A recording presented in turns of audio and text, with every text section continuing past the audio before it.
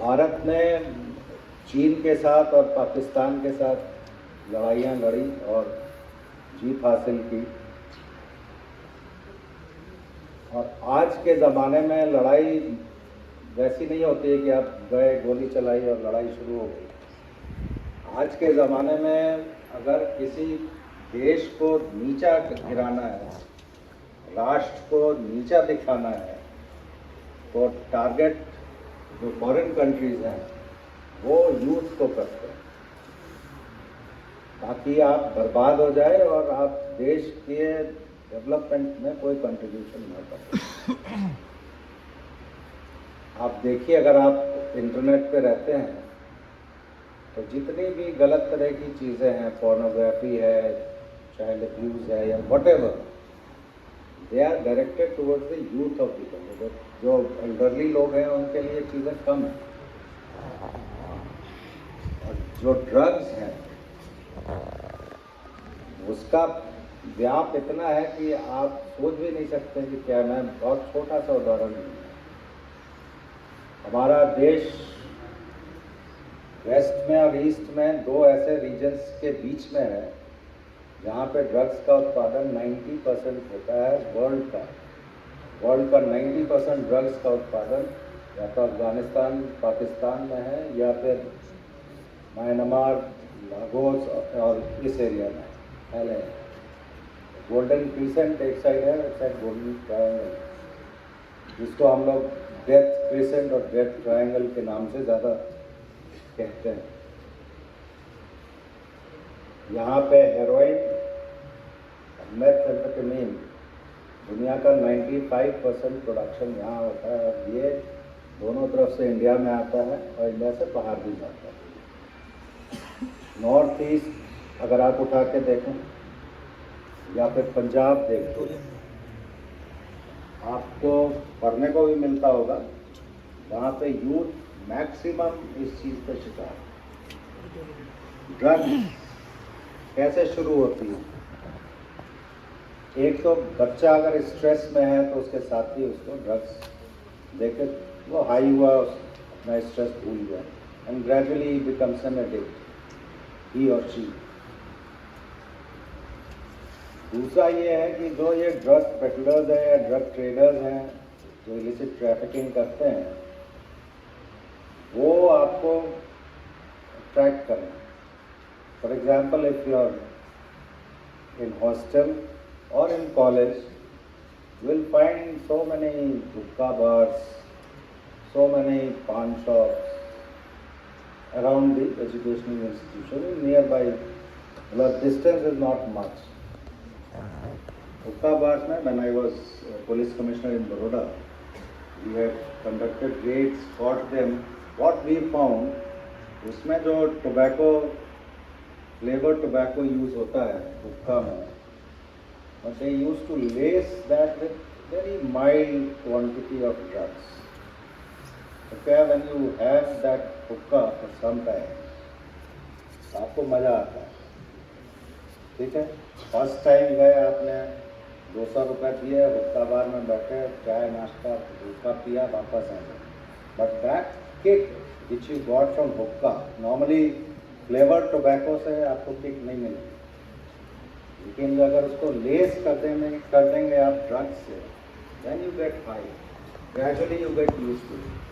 That is a very big thing which is happening in our country. 2018-19 में government of India ने एक सर्वे कराया था all over the country, AIIMS के doctors ने सर्वे किया था। उसमें ये पाया गया कि हमारे यहाँ बाकी अगर ड्रग्स को छोड़ दें तो केवल हेरोइन के एडिक्ट्स की संख्या करीब 28 लाख है। Very conservative estimate. एक एडिक्ट को 0.5 ग्राम हेरोइन की ज़रूरत पड़ती है। अगर उस तरह से कैलकुलेट करें तो एक दिन में 1 टन हेरोइन इंडिया में खपत है।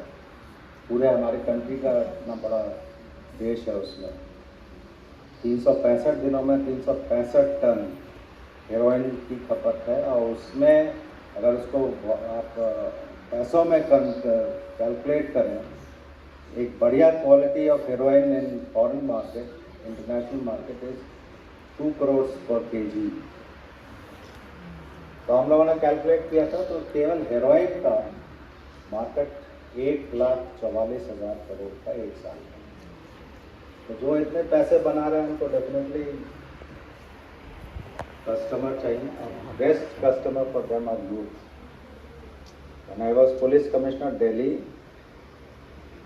your area, जहाँ दिल्ली यूनिवर्सिटी है, it was the prime target area for the drug traffickers। मैं यही कहना चाहूँगा कि इस चीज़ से आप लोग बचें, क्योंकि इसमें कोई फ़ायदा नहीं। Ultimately you are going to die. If you become an addict, you are not going to live longer, you are going to die, you cannot do anything।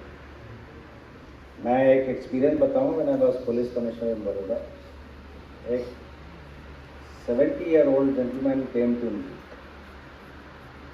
उन्होंने कहा कि साहब आप मेरे लड़के को अरेस्ट करें। तो मैंने क्यों अरेस्ट कर रहे हैं, आपका बच्चा आपका है, why do you want your son to be arrested. उसने कहा कि साहब मैं 10th फ्लोर पे रहता हूँ, मेरा लड़का एडिक्ट है, उसको विड्रॉल सिम्टम्स होते हैं, उसको ड्रग्स चाहिए। वो मेरे को कहता है जब तक अगर आप मेरे को 500 रुपये 1000 रुपये नहीं दोगे, I will jump from the 10th floor. आप अरेस्ट कर लोगे तो कम से कम उसकी जान बच जाएगी। सी दी फ्लाइट ऑफ ए पेरेंट। उन्होंने कहा उसको अरेस्ट करने से जेल में तो और वो खराब होगा उसका। बोला नहीं, वो हम सहन कर लेंगे, बट आप प्लीज़ उसको अरेस्ट कर लीजिए ताकि कुछ दिन वो जेल में रहे, तो सुसाइड नहीं करता।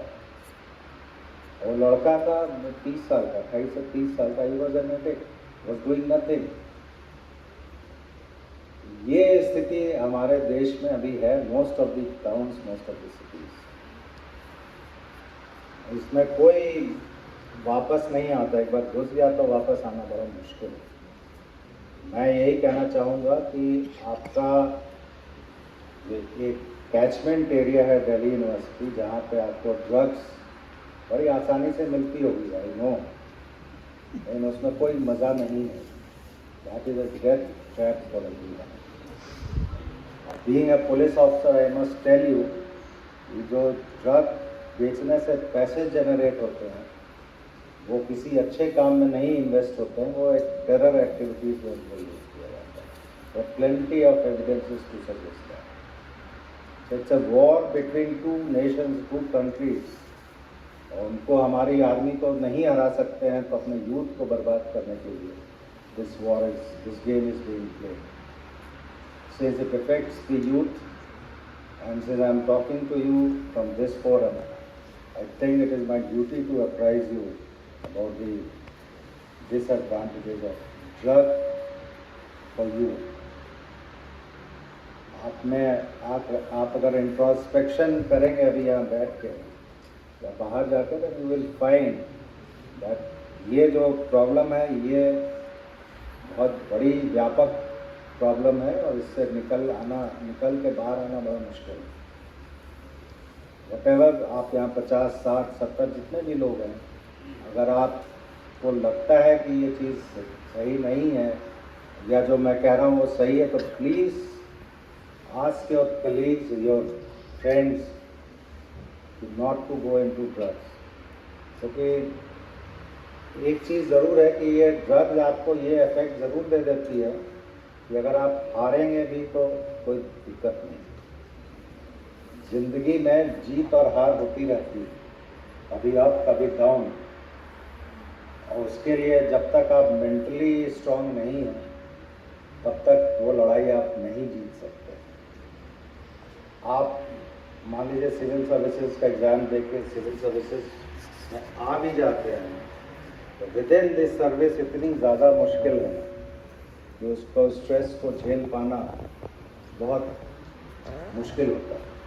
या तो दो रास्ते होते हैं, एक शॉर्टकट है, आप उसी में बह जाइए and enjoy, but it will lead you to nowhere. दूसरा रास्ता है कि अगर आप रुकावट करने की कोशिश करते हैं या अपना स्टैंड लेने की कोशिश करते हैं तो आपको स्ट्रेस झेलना पड़ेगा। And one has to be mentally strong to face the stress. Only then you can do well in work only then you can contribute towards the society.